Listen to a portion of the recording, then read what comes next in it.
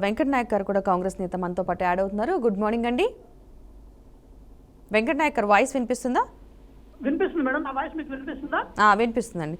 మన ఘటన మీకు తెలిసిందే. ఎస్ఎల్బీసీ కెనాల్ ప్రాజెక్టుకి సంబంధించి పైకప్పు ఊడిపడిన ఘటన మీకు తెలిసిందే. 8 మంది ప్రాణాలు ప్రస్తుతం అందులో కొట్టుమిట్టాడుతున్నాయి.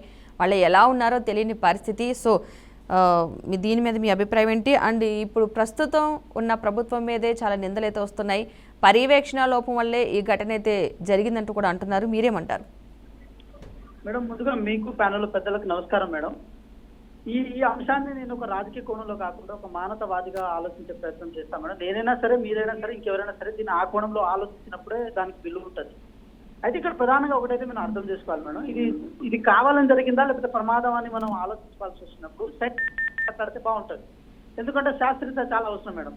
ఆ టన్నెల్ విషయానికి వచ్చినప్పుడు చివరి 9 కిలోమీటర్ల దూరం ఏదైతే ఉందో అది శ్రీశైలం దగ్గరగా, ఏదైతే శ్రీశైలం మన వాటర్ ఉంటుందో దాని దగ్గర దాన్ని తవ్వడం ఎప్పుడైతే స్టార్ట్ చేశామో ఆ వాటర్ కి కొంచెం కిందికి, కొంచెం లోతుకి, కొంచెం కిందికి దాన్ని తవ్వడం మనం స్టార్ట్ చేసినప్పుడు ఆటోమేటిక్ గా మనం వాటర్ అనేది ఊరడం స్టార్ట్ అయింది మేడం. అంటే అక్కడ వాటర్ అనేది పెరగడం స్టార్ట్ అయింది. ఆ టన్నెల్లో ఒక బావి తవ్వినప్పుడు ఎట్లా వాటర్ ఎట్లా ఊరుతాయో అదే విధంగా అక్కడ ఊరడం స్టార్ట్ అయింది.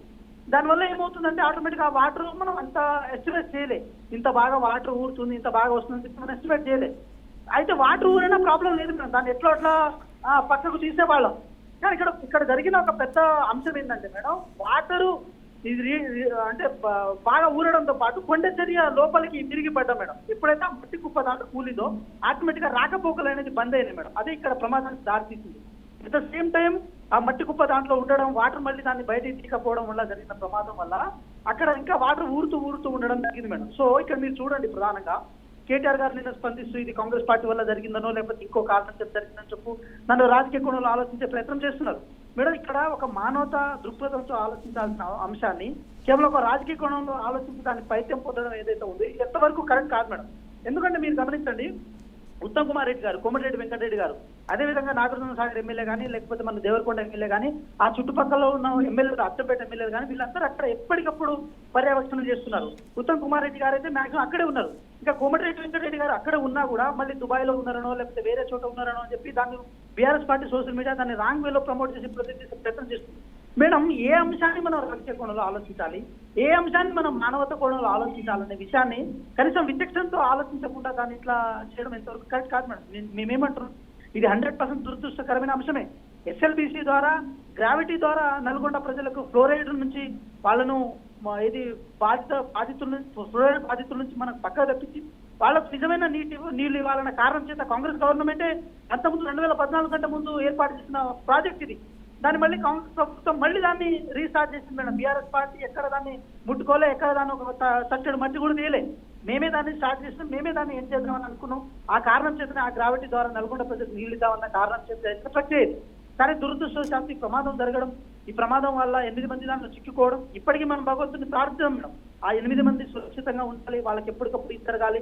ఆ కొంచెం వాటర్ కనుక ప్రాపర్ వేలో మనం దాన్ని బయటకు డిస్ట్రిబ్యూట్ కనుక చేయగలిగితే 100% దాన్ని ఆ ప్రాబ్లమ్ ని మనం రిజాల్వ్ చేసుకునే ప్రక్రియ ఇక్కడ జరుగుతుంది మేడం. కాబట్టి మనం కూడా ఈ డిబేట్ల ద్వారా కానీ, చర్చల ద్వారా కానీ ఒక మానవత దృక్పథంతో వాళ్ళకు ఒక భరోసా ఇచ్చేటట్టు, వాళ్ళ ఫ్యామిలీకి భరోసా ఇచ్చేటట్టు ఉండాలి. కానీ పూర్తిగా ప్రభుత్వం మీద ప్రధానం చేసి ప్రభుత్వాన్ని దీంట్లో ఏదో రాజకీయ కోణంలో లాగే ప్రయత్నం కనుక చేస్తే దానివల్ల మనం రాంగ్ మెసేజ్ ఇచ్చినట్టు ఉంటుంది మేడం. ఇది ప్రభుత్వం చేసింది కాదు, ఇంకెవరో చేసింది కాదు, ఇది ప్రకృతి వల్ల ఆ కొండ చర్య అక్కడ విరిగింది. ఎందుకంటే అక్కడ తడి ఎక్కువ ఉండడం వల్ల జరిగిన ప్రక్రియ ఇది. మనం ఎన్ని ప్రికాషన్స్ మెజర్ తీసుకున్నా కూడా దాదాపు 40-45 కిలోమీటర్లు టన్నెల్ తవ్వేటప్పుడు ఇలాంటివి జరుగుతాయి మేడం. ఎందుకంటే ఈ తెలంగాణ రాష్ట్రంలో మొట్టమొదటిగా ఇంత పెద్ద భారీ టన్నెల్ జరిగింది మేడం. ఎందుకంటే మీరు ఇంకోటి కూడా చూడండి, నాగార్జున సాగర్ సంబంధించిన లెఫ్ట్ కెనాల్ ఏదైతే ఉందో ఆ లెఫ్ట్ కెనాల్ వచ్చేటప్పుడు కూడా ఇలా టన్నెల్ నుంచి లోపల నుంచి వస్తుంది మేడం. అది రాళ్ల మధ్య తవ్విన ఘన చరిత్ర కాంగ్రెస్ పార్టీగా దక్కుతుంది. ఇప్పటికీ నాగార్జున సాగర్ ఎడమ కాలువకు సంబంధించిన ఆ కాలువ కూడా దాదాపు ఒక 15-20 కిలోమీటర్ల వరకు కింద నుంచే, రాళ్ల నుంచే పోతుంది మేడం, కింద నుంచి పోతుంది. అప్పుడు 1956 ఆ కాలంలోనే దాన్ని చాలా మంచి టెక్నాలజీతో దాన్ని తవ్వడం స్టార్ట్ చేశారు.